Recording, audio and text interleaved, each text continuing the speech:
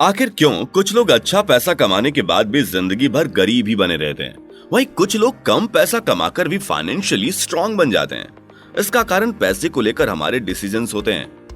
Financial success हासिल करने के लिए जरूरी नहीं कि आप बहुत स्मार्ट हो और आपको पैसे के बारे में बहुत ज्यादा टेक्निकल नॉलेज हो।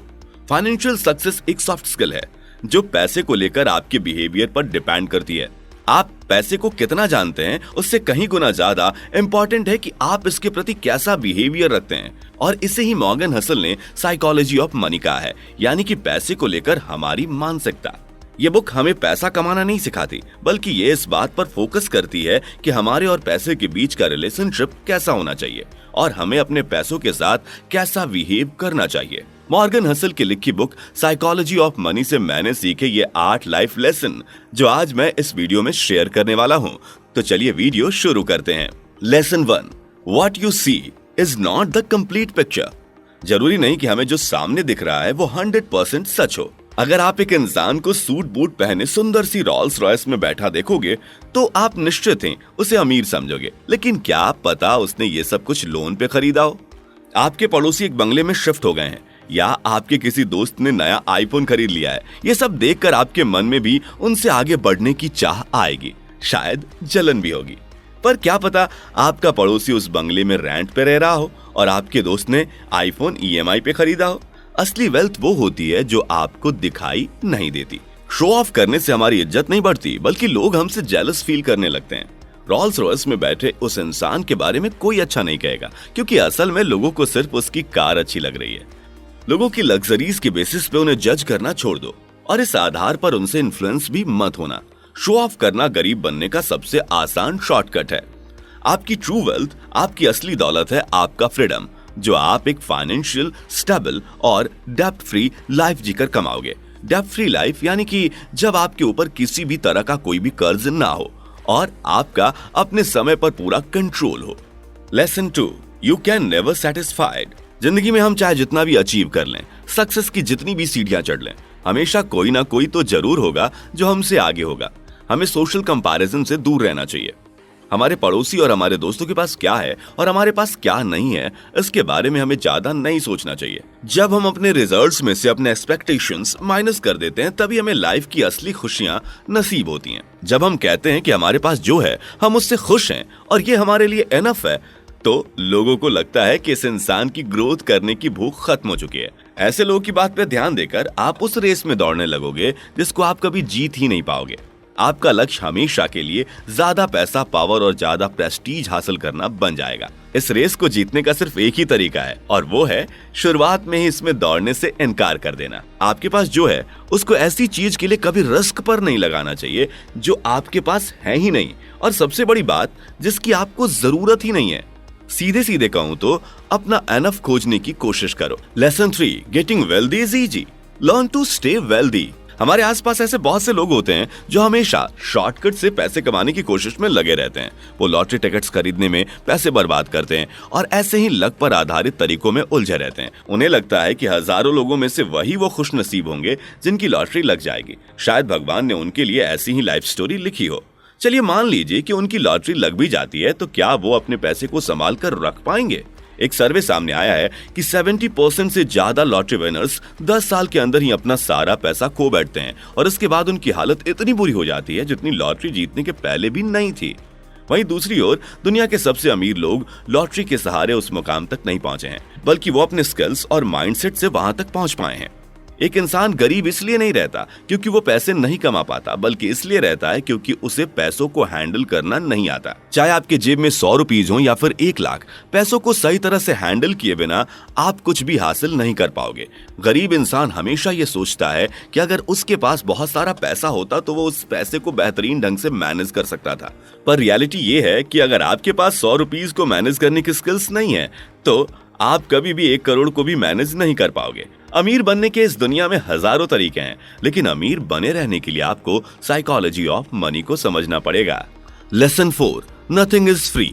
इस दुनिया में कोई भी चीज फ्री नहीं होती और हम हर चीज के लिए पे कर रहे होते हैं। हमारी लाइफ में हमें जो कुछ भी मिलता है, हर एक चीज के लिए हमने कहीं ना कहीं पे किया हुआ होता है। जब भी हम कुछ खरीदते हैं तो हमें हमेशा इस बात को ध्यान में रखना चाहिए कि ये हमारे लिए कुछ काम आए और हमारी पेमेंट को जस्टिफाई करे। वैसे क्या कभी आपने सोचा है कि आखिर लोग इन्वेस्टमेंट से अपना पैसा कई गुना कैसे बढ़ा लेते हैं? इस एक्स्ट्रा पैसे के लिए तो उन्होंने कुछ भी पे नहीं किया है। अगर आप भी यही सोच रहे हैं तो आप बिल्कुल गलत हो। उस इंसान ने राइट इन्वेस्टमेंट करने के लिए काफी रिसर्च की होगी और कितने ही सालों तक पैसे बचाते हुए समय पर उन्हें इन्वेस्ट किया होगा। उसने जो पैसे कमाए उसकी कीमत उनकी नॉलेज, डेडिकेशन और टाइम है। हम में से बहुत ही कम लोग अपने आप पर इन्वेस्ट करते हैं, लेकिन सक्सेसफुल बनने के लिए यह बहुत जरूरी होता है। खुद पर इन्वेस्टमेंट करने के फायदे आपको सेम डे पता नहीं चलते, लेकिन लॉन्ग टाइम में यह हमेशा प्लस पॉइंट साबित होते हैं। हमेशा ध्यान रखो कि सक्सेस और ग्रोथ एक रात में नहीं मिलती, बल्कि इसको हासिल करने के लिए समय लगता है। Lesson 5, luck and risk. इस दुनिया में कोई ऐसा इंसान नहीं है जिसे अपनी 100% मेहनत का 100% फल नसीब हो।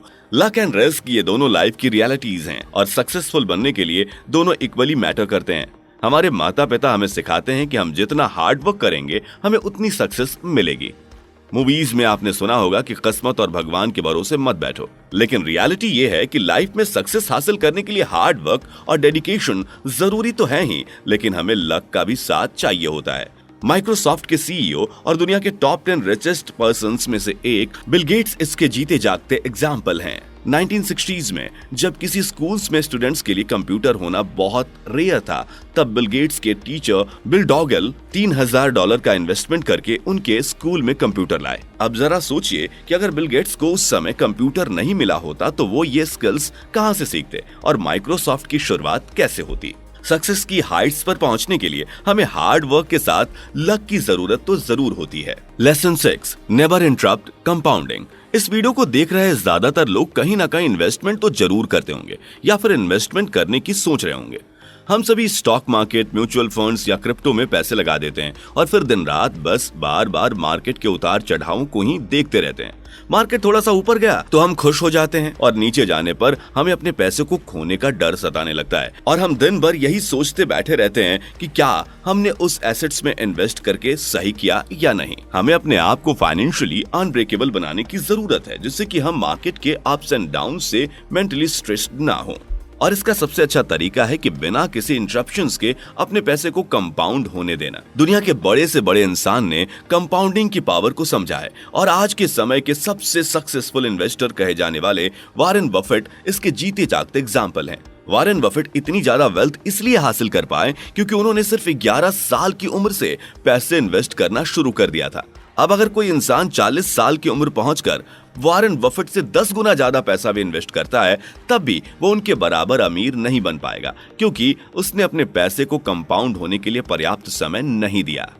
Lesson 7, importance of saving and financial freedom. जब कोई हमें सेविंग करने के लिए कहता है तो हमें उसकी बात बकवास लगती है। आखिर सेविंग से क्या ही हो जाएगा। आज से 20-30 साल बाद जब आप आज की तरह काम करने की एबिलिटी खो दोगे तो आपको आज की गई सेविंग्स ही काम आएंगी। हमारी सेविंग्स हमारे लिए वो समय खरीद लेंगी जो हमें उम्र के उस पड़ाव पर दूसरों के लिए काम करने में बिताना होगा। छोटी छोटी सेविंग्स और प्रॉपर वे में इन्वेस्ट करने से आप लो इनकम के बावजूद भी अमीर बन सकते हो। साल 2015 में हर कोई उस समय हैरान रह गया जब वॉरमंट में रहने वाले 92 साल के रोनाल्ड रीड की मौत हुई और उनके पास $8 मिलियन की वेल्थ निकली।